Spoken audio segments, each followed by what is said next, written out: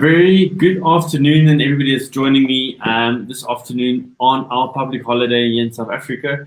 A happy Freedom Day for everybody, and I hope it's been a great one. A bit more informal today because I don't have any other appointments. I thought I'll take today off and also enjoy the public holiday and so forth. And quite a few people that's currently joining us. Oh, my phone is still on sound, I see. So quite a few people joining us at the moment. What I'd love to know is where you're from. I'm Neil Barker. I'm with Oracle Media. A company started about 7-8 years ago, and now I have a branch in Johannesburg, Port Elizabeth, and in Durban. And it's quite exciting how we've grown over the past few years, how we've worked with like wow brands and been able to recreate their marketing and what they're doing specifically. And today, what I'm going to be talking to you is about changes that Facebook is rolling out, even WhatsApp. That's going to help us a lot more in terms of our marketing. I'm going to be talking about a few things that we've changed during the lockdown period. And it is going to be open for you in terms of Q&A, and any suggestions you want to throw out to me while we are busy talking. There's no other guest today, so you're more than welcome to comment and share your thoughts or ask any comments in the comment box, and I will answer you, and we'll go through that specifically. I'm excited about May, and I'll tell you why I'm excited about May. And let me look at my list. We've got some wow international speakers that will be joining us during the month of May right here on the Oracle Media Facebook page. And I'm going to announce it on Wednesday session who they're going to be. I'm going to tell you that some of the speakers are from Bali, from Australia, America, obviously South Africa, and in Europe. So we're covering 5 continents throughout May in terms of speakers. And let me tell you, these speakers are world-renowned speakers. They are number one in their fields, and they'll be joining us throughout May specifically. There's going to be one session that's going to be at 5 o'clock in May, and it's only because of the time difference for one of the speakers in America. It will be 7 o'clock in the morning when we do that one at 5 o'clock in the afternoon.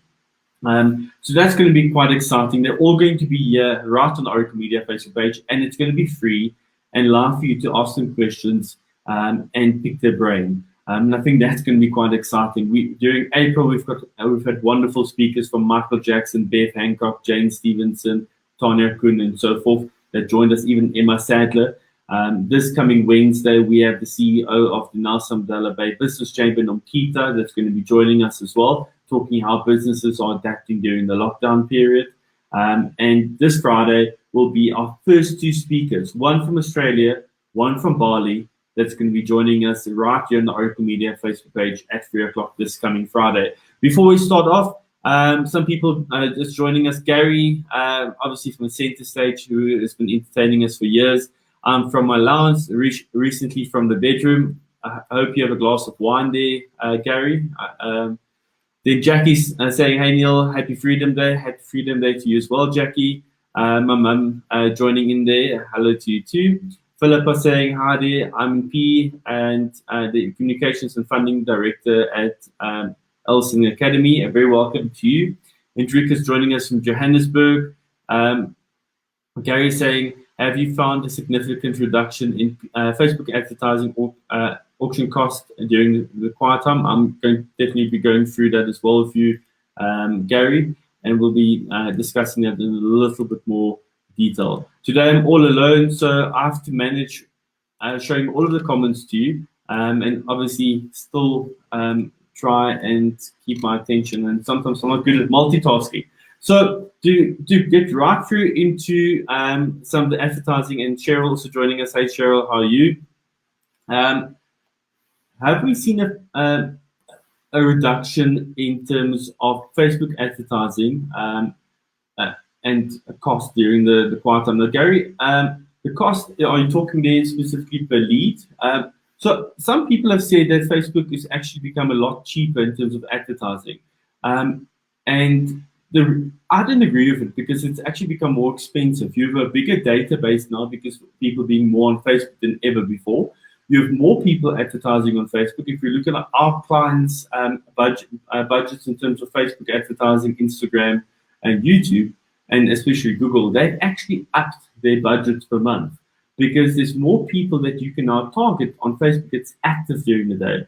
These are not new users that's joined. It's just that obviously during the day to keep ourselves busy, we all go on Facebook a lot more, Instagram a lot more, and YouTube a lot more, and somewhat LinkedIn as well. And with a lot more people advertising in those fields now, it is actually becoming more expensive to actually target that clientele. But it also depends on the field.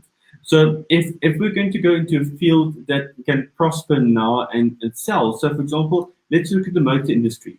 A lot of motor industry clients will not be advertising during this period, so it means their cost per lead will become cheaper. Or actually, it may also become more expensive if the client is on there. So it's dependent on two things: who's advertising with you, and secondly, is your clientele looking to buy your product at this stage? And if you look in the market now where people aren't looking at buying a product, your lead can actually become more expensive as well. So those are the things that you have to look at. So some of them are actually cheaper, some of them are more expensive specifically. We've seen a drastic increase in terms of spend or what people are spending currently because a lot of people have moved their spend from TV, radio, newspaper, and billboards onto the digital platforms because that's what you're looking at for the next 6 months specifically. A lot of people are also building up their databases. So if you look at a lot of people doing webinars for free, those webinars are for free, but they're also getting your email address, your cell phone number, and your name and surname as contact information to be able to use your database going forward in the long run. So it just depends on what you're spending on and what your target market is. And so for obviously, if you look at Gary in terms of musicians that's on board, there's not a lot of money being made out of it because it is mostly free content on Facebook specifically. But I would suggest, I saw it for Bobby Sneersveld actually advertised. I think it was, I don't know what it was called, but he advertised that it was going to be an Afrikaans concert, and you had to buy tickets on CompuTicket to watch this session live. So artists are now evolving in terms of making sure that they can still produce and do concerts, but doing those concerts on, it could be a Zoom link, it could be a webinar specifically. It just depends. Or even it could be a closed Facebook group in terms of it. So artists have evolved in terms of it because you can't continuously do it for free. You also need to earn a living. If the coronavirus carries on for May, June, July, August, then you're going to have to look at how do I earn money in the interim period to sustain myself still. And people will buy those tickets. So if I was you, Gary, I would bring on Center Stage and I would have a massive concert, where people can join in, obviously, from the areas, and they're paid to actually enjoy that entertainment as well. It may not be as high as a concert where you go into an amphitheater, but you also don't have all of that expenses to be able to bring on the show. A few more people joining you. Gail saying, "Hey Neil, watching from home." Lee also saying hello. So that's in terms of the cost, Gary. I hope that helps. Tell me if I've touched on what you wanted to know and if it helps at all. It'd just be nice to know that. Then there's also been massive changes in terms of Facebook. So obviously, a Facebook Messenger, you were allowed to do live video calls to people. But they're changing it now, and they're actually going to start rolling it out in America, and it obviously will make its way to South Africa and all of the neighboring countries. And that's going to be adding 50 people to a video chat room. So if I go onto Facebook, this is obviously to compete with Zoom. You'll be able to go onto Facebook, you'll be able to have a live conversation with 50 people in the room, and there's not going to be cost to it. It's going to be free. So that's a nice thing that they're currently rolling out, and also to make sure that obviously people stay on their platforms. And what we'll see in the long run that will add on to it is, because those video chats are happening and there's 50 people joining in, they may actually start adding adverts to it. And like we were notified, Glenda, thanks for starting a live watch there. Anybody else also wants to to share the video. It'd be awesome that we're currently doing. So what we were notified from Oracle Media side, because we've had more than 50,000 views during April, we now go on to qualify to have adverts run on our live videos and earn money from it. So that's another nice way to earn money. So we have these live chats, and a lot of people join in. We've got between 400 and 1,800 people joining in on a live chat, depending on what day it is. We're obviously seeing Fridays are the worst day for people to join in, but Mondays, Wednesdays being the most active and the most busiest. So if you look at your live chats that you'll be able to have on Facebook with 50 people joining in, it's also changing business going forward and how we evolve specifically. So if you look at rooms can be created from Messenger or Facebook, and you can invite anyone to it. You don't have to be in a group, even if they don't have a Facebook account, and that's going to be quite next level. So if I want to join in on the live chat on Facebook, or a concert that's only for 50 people, anything for only 50 people, I can join in without having a Facebook account. I'll get the link. You'll obviously have to join in, and you'll probably have to provide a cell phone number or an email address on there, so they can just verify you specifically, and then you'll join the live chat. Eventually, rooms will be able to be available on Instagram as well. And then from the Instagram side, that will also add quite a few extra features in terms of that as well. And I think that's going to be quite exciting how things are changing currently. So people can use the virtual backgrounds if they want to in those live chats, and actually change a lot of things in terms of that too. So Facebook is adding an 8-person video call to their messaging app in WhatsApp as well. So if you look at WhatsApp, currently you can only add 4 people in WhatsApp and have a live chat. They're going to make that 8 in terms of it. So anybody that wants to have a conference call will be able to add 8 people to that. So this was not planned to roll out now in April already. This was actually a planned phase for Facebook through the next month or 2. But with the lockdown period happening all over the world, they've made sure that they can actually change and adapt. And they're obviously pushing to roll out this a lot quicker. And that was what Mark Zuckerberg announced last Friday already. He did say this was going to start rolling out this week. Now, this week, I'm guessing it's the week that's coming, because today it hasn't rolled out yet. So I'm guessing in this week, we'll be able to see a lot of changes coming on in terms of that as well. And those are some of the nice changes that Facebook is rolling out at the moment. Hey, Glenda, how are you? Awesome, Gary, glad that helped.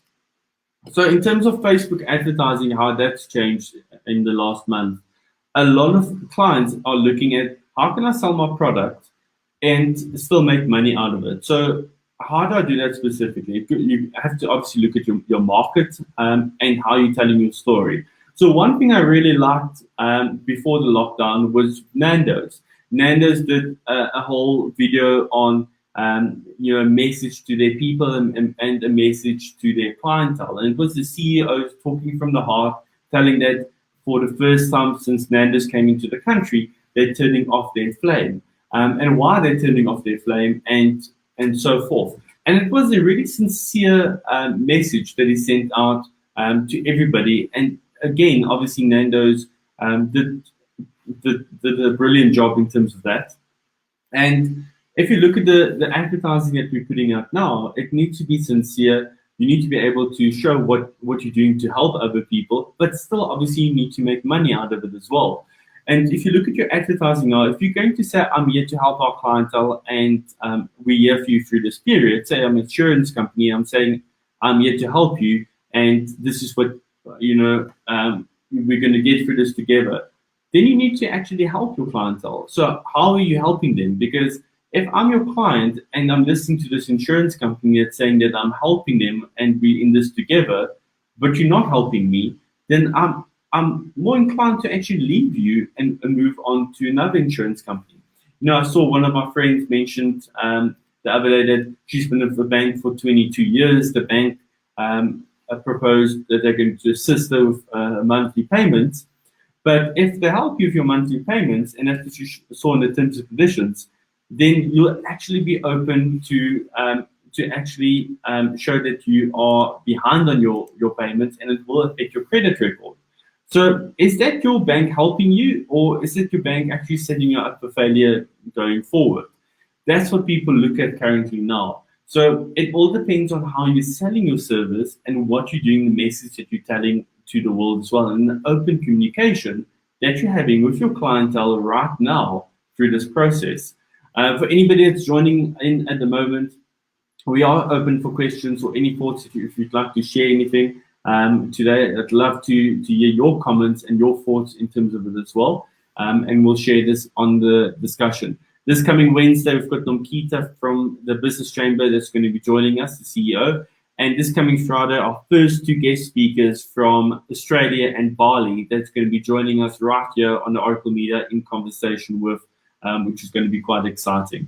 So please do ask questions and share your comments in today's session. We're not going to go on too long. I know it's a public holiday, and everybody's probably chilling and don't want to think about work now specifically. So what we've done during April is we changed our clients' content to be more direct in terms of what's happening with the world now. We also made sure that we changed the conversation that we're having on Facebook onto Instagram and YouTube and LinkedIn to match up. So if we're saying something, and if we're running a campaign on Facebook, you can track that campaign on Instagram, YouTube, and LinkedIn as well. It's a similar message that's going out, but it's not the same artwork. And that's the important part. You don't the same artwork to be able to run that out on your Facebook page, and then I go into Instagram and I see precisely the same thing. It needs to be different type of content that's running out, but still telling the same message across the board. That was one of the things that we did during the month of April. And now obviously looking in May, and there's going to be different levels as well. So how do you look at now selling your product? Do I want to sell vouchers? I would, out of a business point, it may be good to sell vouchers, but you're setting yourself up in the long run. You're getting that money in now. You're spending that money now. But when you actually get to doing the work, which could be in end of May or June, you've already spent the money and you're not earning money at that stage. And that could actually set you up in the long run, which you don't want to do. So how do I look at making money now, which could be online specifically? So one thing I've done is, and added onto our services, we started doing live webinars, which is not these, that I'm talking to you now on Facebook. That's a live webinar where we go to our webinar software and we discuss marketing ideas for that specific company and the way forward for them. And that was an extra service we started giving to our clients. And also joining in different speakers to be able to provide information from just not Oracle Media side, but also from different businesses coming together. That was one thing. And then obviously on the emailing side, coded emails was quite a bigger thing during April as well, because people are still checking their emails. And they're more inclined now to read that email than before the lockdown. So before the lockdown, if you send coded emails or these bulk SMSs, people are so busy, they're all driving or busy or something else, they're inclined not actually to reply on it. So if you look at your marketing now, it's changed. You're connecting your digital across the point. You're doing pixel tracking so you pull your analytics at the end as well. Because Facebook isn't just I'm putting an advert out and I boost it and I hope for the best. You're also looking at what you're doing and analyzing it and using that analytics to retarget your clientele going forward. Otherwise, you're just wasting your money. And it's not about likes, guys. One thing I can say, and agree with me on this, how do you feel about likes on your page that you get? Are you inclined to look at the amount of likes, the video views, or what do you look at specifically? So I'll tell you one secret. It's not about likes, it's about interaction at the end of the day. So you want your clientele to engage with you. And content is king, but engagement is queen, and she rules the house at the end of the day. You want people to look at your content, engage with you, and you need to reply on every single comment going forward. Why is that so important? If I walk up to you and I say, for example, hello, so hey, Maleli, and I say hello to you, and you just go thumbs up to me and you walk away. Will I say hello back to you? No, I won't. It's the same thing on Facebook. If I go to your Facebook page and I comment on something and say, hey, how are you doing? And I get a thumbs back that you've liked it, but you don't actually reply to it, or I make a statement and say, really loving what you're doing, and you also just do a thumbs up to me and like my comment, I'm not going to comment again because there's no engagement from your side. And that's quite important in terms of Facebook. You need to be able to engage with the clientele and have that reciprocal message going back. Cheryl saying here, agree that engagement is better than likes. That is just the way forward. So a lot of people, and especially when we get new clientele, they'll say to us, we put this out, but we're only getting 100 likes or 1,000 likes. Well, it's not about that likes on the post. We want to know how many video views you got. We want to know how many people engaged with your actual content. So now looking at video views are the most important part on your Facebook. You want video content to go out. And you don't need that hectically professional video at the end of the day. You can shoot something, you can add your logo, which is nice, and you can maybe add lower thirds. So lower thirds on a video will be something like this specifically, it comes up. But it will be, for example, Milbach, Oracle Media, that's a lower third, or anything that you want to add onto the video in terms of it. And so I use BeLive software, which is software developed from Israel, and you obviously pay for it on a monthly basis. And what's nice about this is I can add my logo, which you see in the top right corner. I can do the lower thirds, and it's a live video, and I'm interacting live with you. You're not expecting a hectic professional video, but you're expecting me to interact with you and provide substance to what you're doing your work and also watching this video. And this is good enough in terms of a live video. But you also need to make sure when you do your live video that it's stable. I still see a lot of people holding their phones like this. Let me just get my phone in the camera. Holding the phones like this, and like every few minutes, it's actually shaking. So you need to make sure when you do your live video that it's stable at the end of the day and it's good quality. So lighting is quite important. So I've got a special light here. If I put it off, I become a lot darker and it may be more difficult to see me. So all of these things is simple things that you need to look at. Your camera being stable, and then obviously the light. Live videos, people hate doing them themselves, but they are the best. And why is live videos important? You get to notify a lot more people that you're live, a lot more people are interacting with your conversation, and they can ask you live questions and they can add comments. So if you look at Glenda here, she's saying likes are definitely not as important as the engagement, fully agree. Philippa saying it's becoming more challenging to get that engagement. Video is definitely more engaging at the end. Definitely. And Philippa, it also depends on your graphic design.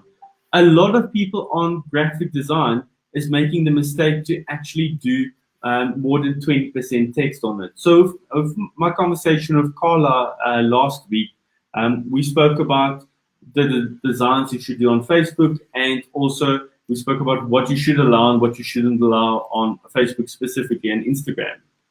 And if you look at Facebook, it's 20% text. So if you look at this screen that you see now at the moment, what you see now is your 20% text. That any questions or thoughts, please share in the comment box, and the logo at the top will be your maximum amount of text you can have it on an image. And what you see, a lot of times people have massive image, will have the image, a massive text at the top, then they'll go through the whole thing in the thing. And you see it especially of car dealerships. Car dealerships loves putting their logo at the top. Then obviously they'll put there, say for example, whatever car it is, the car make. Then they'll go through the year, the kilometers, and the whole left side of my screen is then full of text.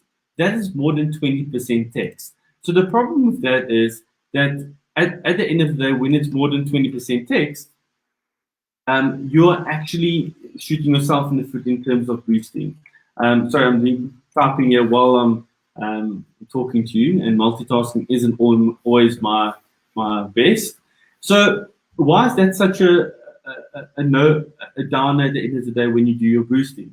So now I've got more than 20% text. I've got to boost it. My cost per lead becomes more expensive because it's more than 20% text. I'm being penalized.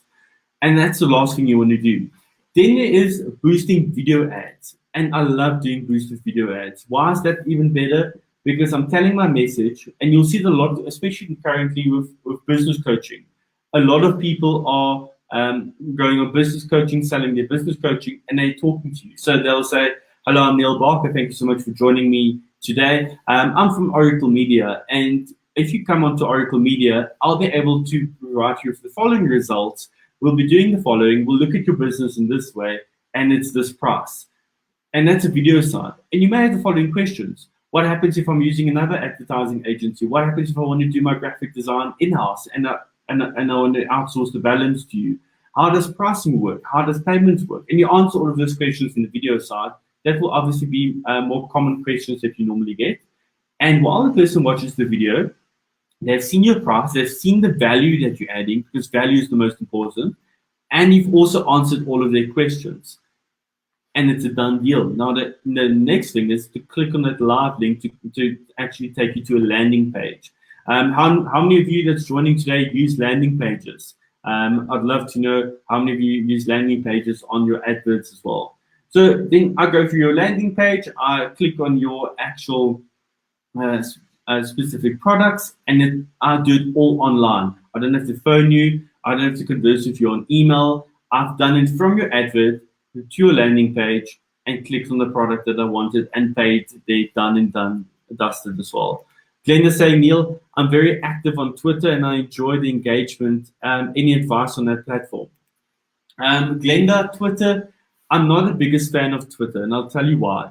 I find that on Twitter you get more trolls and haters than anything else. People that would like that you put your product out, they may not like how what you have done, and they're quite big in terms of trolling it. I also find Twitter has become a more news platform, and for media specifically. I love Facebook and I love Instagram and LinkedIn and YouTube. Those are the 4 platforms that I'm the biggest fan on doing work on. Twitter, not such a big fan. Cheryl, I don't know how you feel about the Twitter side and what you think of Twitter. Sorry, my throat's just going a bit dry.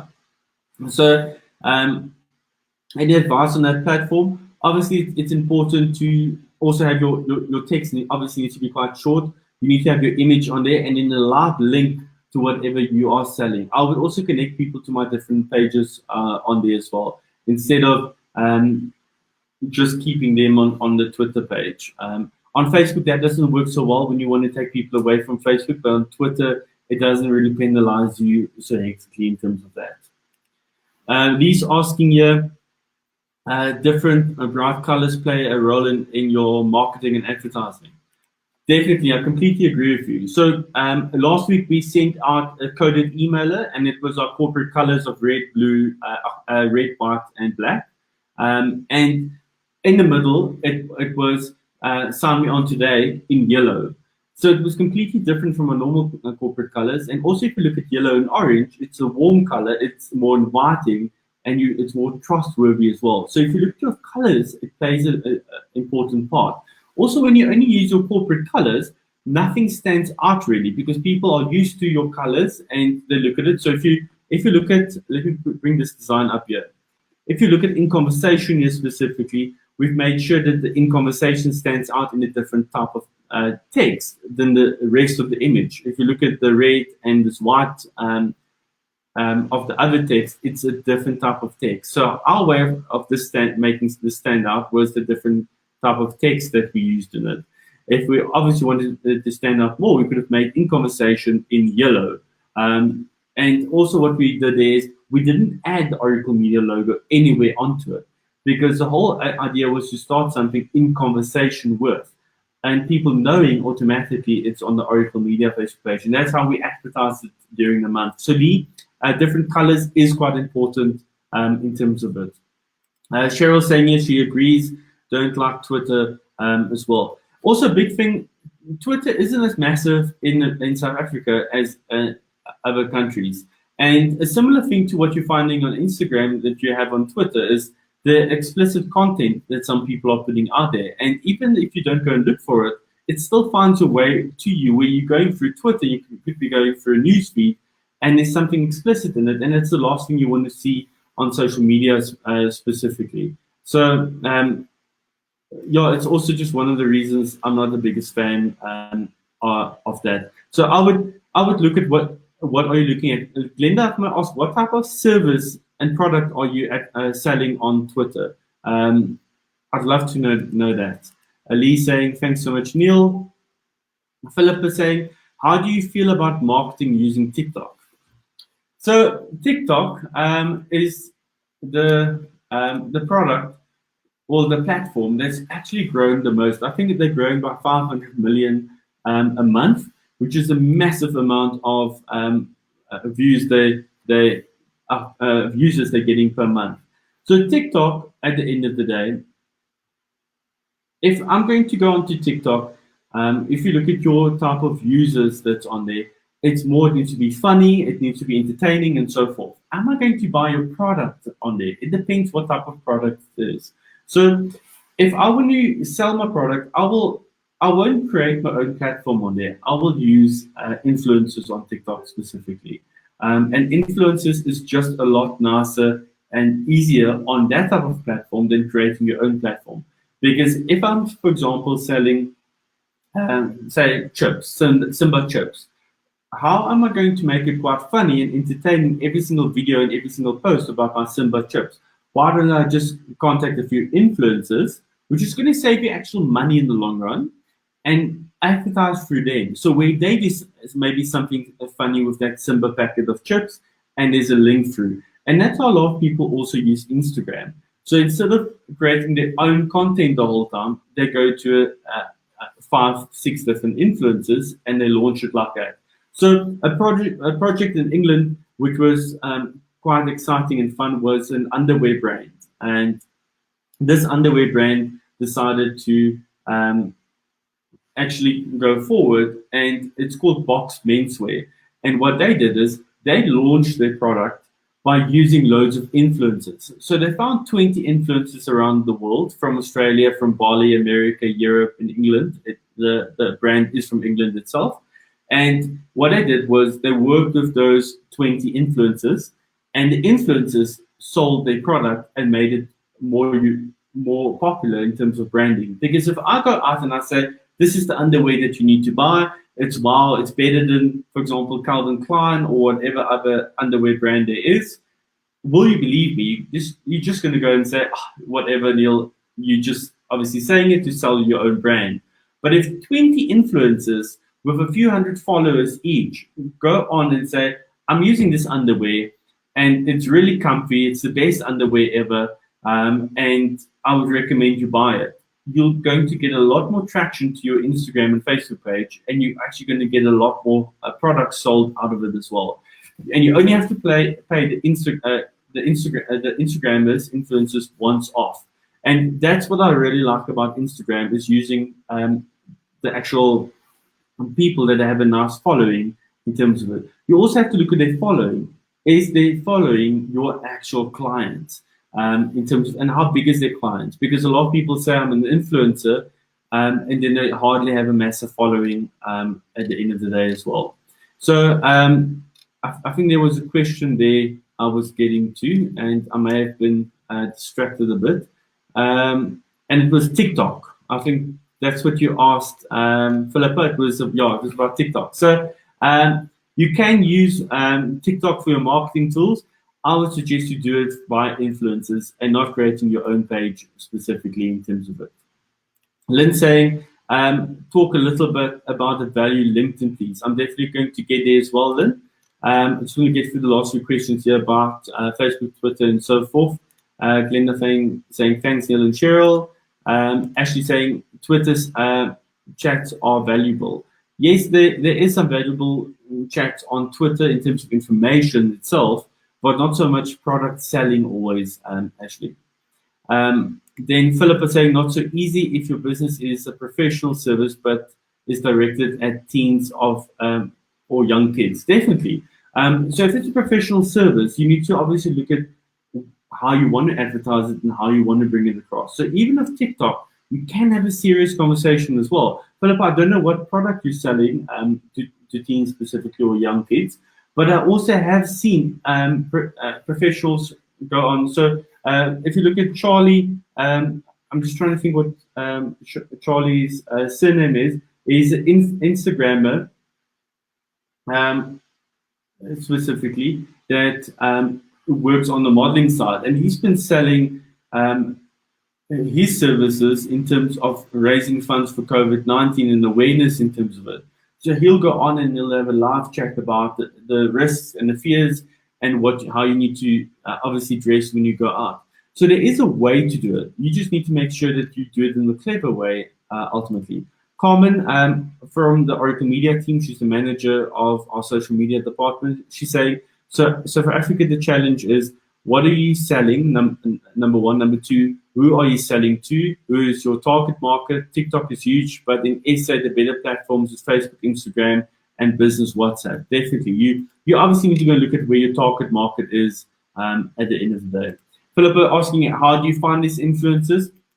So you can work through companies like us. We've got a list of influencers that we work with, and we can put you obviously put in touch, and then we work on a campaign together in terms of it. Or if you don't want to work for an agency, the best is actually to go through the actual platform, find out who's got popular on those platforms in terms of TikTok or Instagram or Facebook, get in touch with them, and then work with them specifically in terms of it.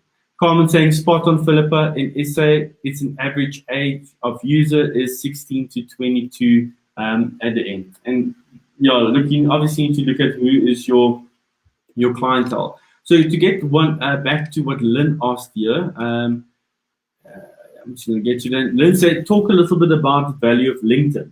And I'm going to be finishing up soon. So if there's any questions or comments, please do so in the comment box.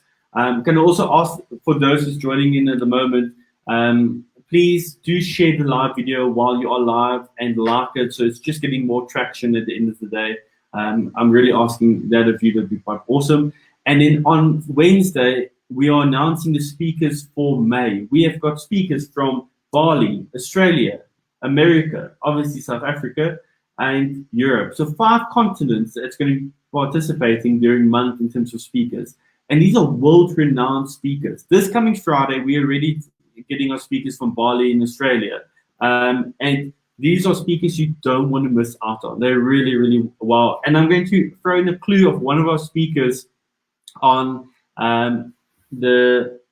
from South Africa is from the Shark Tank.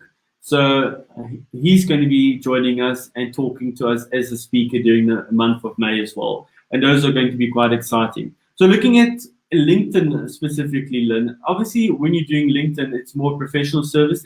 It's adding value in terms of it could be your articles that you're writing specifically and what other companies should be working with you. Lynn, what type of service do you provide that you're on LinkedIn as well? So if you look at HR and accounting and law firms, they are using LinkedIn quite hectically. I've seen motor industry also going onto LinkedIn and selling their products like that. Obviously, you're selling to a different clientele, and your different clientele there is specifically more professional. It could be a high earning class as well, and you also need to look at from city to city. So if you currently look at South Africa, Johannesburg and Cape Town will have your most LinkedIn users. Is that where your clients are based, or is it more on the Port Elizabeth side, or is it Durban? Where is it? That's what you need to look at when you do your marketing. The one thing I don't like about LinkedIn is the advertising side. You have to wait for your advert to finish before you can see your leads, and by that time it could be too late. And those are some of the things that I haven't been fond of in terms of LinkedIn. Lynn, I'd love to know what you're selling on LinkedIn for me, just to be able to provide you with more information there as well. Jane saying, I'm loving this online series. Well done, Neil and team. Thanks so much, Jane. Jane actually joined us as a speaker as well, and had a huge amount of hits of people that joined for that session. Tristan saying, hey, Neil, thank you for the session. It's a pleasure, Tristan. Thanks so much. Lynn saying, asking for overseas business analyst online training company specifically. So Lynn, if I was doing online training and I was selling that specific service on LinkedIn, I would provide stats of What have I given to my clients? What are they getting out of me? How has it helped their business in the long run? Why they decided to choose me and not someone else? The period they've been with me, and results. Businesses like buying into results. They like seeing what you will offer them. And when you do advertising, stop trying to advertise your services in terms of this is what we offer. Offer, advertise what you're giving to the client. If the client knows they're getting the following from you, it's going to help their business in this way. And this is the results my clients have received from me. They will look at obtaining your service. If you look at how I sell our service, I send our company booklet to the client where they can see what have each client gotten out of it. So there'll be the client brief on the one side and what we did on the other side with the results. Then the analytics, because the analytics is quite important. So you look at the analytics side, and then were they happy with our service overall, and what business did they get out of it? So I'm selling the results of my actual clients to be able to get more work. And that's how you should sell your service. A lot of clients like going on and saying, and let's, for example, use this. So Africology. It's Africology hand cream. I love it. I've supported Rencha for years on that product. So if I'm selling this, am I going to tell you that after using this is why you need to buy the body cream? It's got aloe vera in, and so forth and so forth. Or am I going to tell you what products are in here that's actually going to help you compared to other brands out there, that it's not animal tested and so forth and so forth? You need to sell that at the end of the day and not sell the actual product itself. Jane saying, haha, true story, Philippa. Let me see what Philippa said. We know who the dream team are here, working on the public holiday. I found my tribe. I think that's what's nice about this lockdown as well. You know, it's a public holiday, but people are still continuing working. They're still continuing what they love at the end of the day. Linda saying, thanks for the session. I truly enjoyed it. I have to go and attend my Zoom meeting. We'll catch up with you tomorrow. So quite a few people working currently as well. So just to finish off this session specifically, if I look at my content, I'll obviously make sure it's more video-based content. I will make sure it's the 20% text and less. I'll make sure I'll keep that video quite short. And at the beginning, tell the person what they'll be getting out of the video. Don't start a video that's 2-3 minutes long and you haven't gotten to the point. Make sure it's short and sweet, 40 seconds to a minute. Make sure you're saying at the beginning what they'll be getting out of you from the start, and then get to that as well. Gary is saying here, the greatest challenges we are facing producing live entertainment content are the overwhelming amount of free international and local content flooding the airwaves. The lower technical deliverables versus MTV expectations, and the length of time, probably a year or longer, and we'll need to wait before it's safe and viable again to be able to stage shows and audiences who can afford tickets. Tangible center stage music entertainment experiences is impossible to replicate in a low-tech single performance. Facebook Live type of environments. The online experience is such a pale replacement for the real thing. I don't see it having enough long-term traction to take us through when society reopens. We need to completely reinvent what we do to the medium, which isn't ideally suitable entertainment. How do we commit to advertising in the medium in which we don't necessarily wholeheartedly believe? So that's quite a long comment there for anybody that wants to go and have a look at Gary's comment. So Gary, how do I advertise on a medium that I don't really believe in, that I can't make as much money for, and obviously I can't give the same type of atmosphere and concert that I would get live with you? I know that's difficult because I've obviously attended quite a few of your concerts and events. And what you get is wow, and you really love it. Now it's about specifically keeping it still going. Yes, a lot of people are doing it for free. I do believe people need to provide some entertainment to a certain extent free, but also have it building up to an event they'll buy into. So if you look at what business coaches and coaches are doing currently, they're teaming up together. They create a session where they each talk about a specific topic for half an hour. In that session, they will then sell their service for exclusive webinar that you'll join in. And if I was you, I would get each person from center stage to have a quick concert of 10 minutes or maximum 15 minutes long at their home and try and do something. And then ultimately say, we're selling this service or this event for you for that price. Is it possible to do a concert together where four or five people join in and you have the guitarist and the pianist and the singer and you try and provide it together?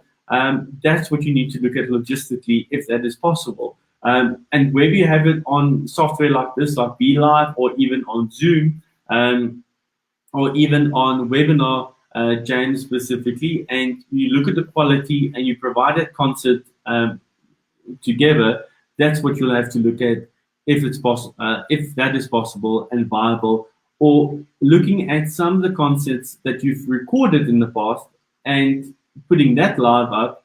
So obviously in an enclosed group where each person has bought a ticket of 100 Rand or 50 Rand or whatever you normally sell your tickets for, and they're joining in and watching that concert. Yes, it may not be a live concert that you've done now, but it's a concert you've done before that someone has loved.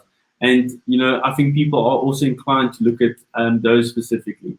Lynn saying, thank you so much, Neil. Andrika saying, always enjoy these sessions. Thank you, Neil. Gary saying, hey, Gary, I agree. And that so many people think they can do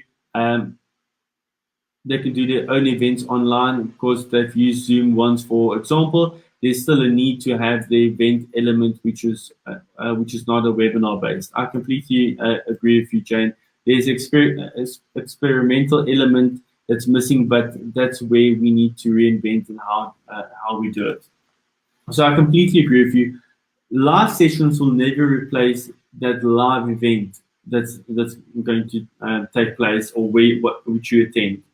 But we need to get there. And for the next 6 months or a year, those live events may not take place. And we can't sit and wait for them to come along so that we can have it. So you need to reinvent yourself now and need to look at how can I make money now and still provide that service that I've given before.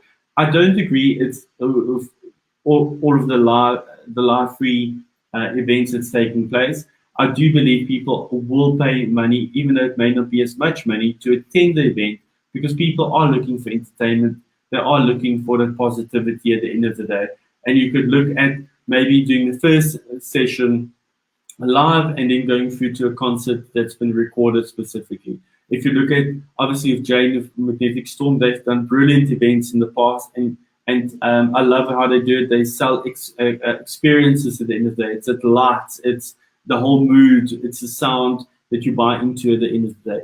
We're not going to have that right now. We all know that. But now it's time to reinvent you for the next 6 months going forward and see how you can sell your service and how you can sell your product on, whether Zoom or, I wouldn't recommend Zoom, but it could be on a webinar jam or even software like this where you're just locking it out with people. If they want to join in, they need to have a ticket number to join in, or even on the live Facebook group chats we spoke about at the beginning where you can invite 50 people in. If you have 50 people in on it and each person has paid 50 Rand or 100 Rand, that's 5,000 Rand that the person didn't have before that. And that's so I'm also looking at my live webinars. We're selling live webinars for 4,800. That's money I would not have had if I didn't do it. And that's how I look at things like this. So it will never replace what you could do in the actual concert itself. But we need to look at what we can do during this time to be able to keep on going. We're coming to the end now. If there's any last comments or anything anybody wants to add on, please do so. And we'll finish off in the next minute or two. Please do like the actual video that's still live at the moment so we can just get more traction in terms of it. And also, please do share This coming Friday, we'll have our first speakers from Bali in Australia joining us. And during the month of May, we've got speakers from Europe, America, South Africa, and I'm missing one in Australia that's going to be joining us. One of the speakers from Australia we've seen in Shark Tank, and that's going to be quite awesome. So quite a few nice speakers joining us, adding on to the speakers that we had during the month of April. Jane saying, yeah, my concern is the online fatigue. I need an article. I read an article that speaks on this. Personally, I'm so tired of being online for every meeting and every event. Completely agree with that, Jane. And that's why I don't think people should be doing all of the concerts. And Gary also mentioning that everybody should be doing the concerts for free. We do these sessions, they're supposed to only be half an hour long. We only do them Mondays, Wednesdays, and Fridays. But then from there, we take it onto a platform where we can charge specifically and add more value to people. And that's what I would look at, Gary, not doing all of the sessions online and having it more exclusively at the end. And yes, everybody's doing it now, but not everybody will continue doing it. It's always like that. At the beginning, and always in the first month, everybody will copy and everybody will do the same thing as you. But you need to make sure that you keep it going. And what you'll find, a lot of artists, a lot of people even doing these live talks will stop doing it in May because, sorry, they all haven't gotten enough money out of it, or they're getting over it and tired and so forth, and they're trying something different. So what you need to make sure when you start doing something that you keep it going ultimately. So I think in May, Jane will actually find a lot more people doing less live things on Facebook and Instagram specifically because they've gotten over it. Jane saying, yeah, I agree, Neil, we need to all think out the box currently. Philippa saying, definitely need to do things differently and still be unique and clever. Philippa saying, agree with Jane Stevenson. So these are all comments that we obviously need to look at how we're going to implement it and so forth. And it's just about keeping it going ultimately in the future. And that's why we're continuing with our conversations in May. We're continuing selling our webinars because we do know people will stop doing it because they won't see it through, and it's already been a month specifically. Last comment here, Belinda saying, hey Jane, I agree that it becomes challenging. I'm really thankful we don't have to keep our cameras on during Zoom sessions. Lockdown here is getting me down. Definitely, a lot of people depressed, a lot of people getting over it. But look at it like this. While we are locked down in our houses and the possibility of going back to lockdown 5, I saw an article today that Durban may actually stay in lockdown 5 because of the amount of cases. We are going to be looking at ways to entertain and interacting with live people out there. And that means not watching a TV show. It means that going out and interacting with someone live like you're doing now at the moment.